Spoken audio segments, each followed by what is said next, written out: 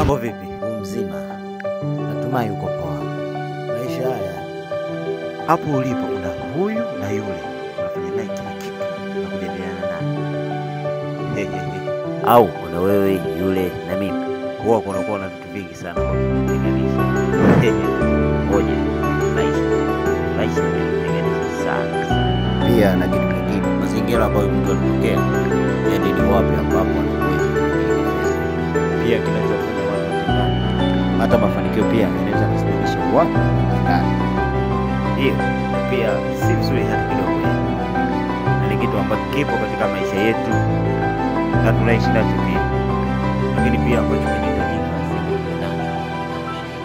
Moja, upendo, mshikamano na nguvu pia inahitajika.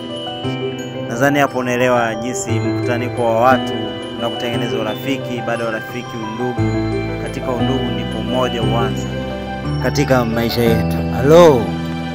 Inasikitisha na kuumiza sana kutokea ugomvi katika undugu.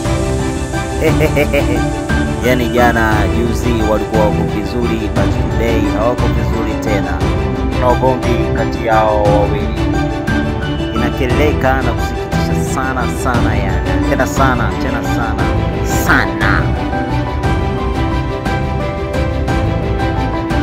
Hivi umeumizwa na mangapi?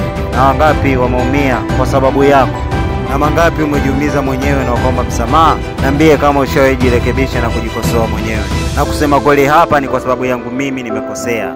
Maana neno msamaha ni neno dogo lakini ni zito sana katika ulimi.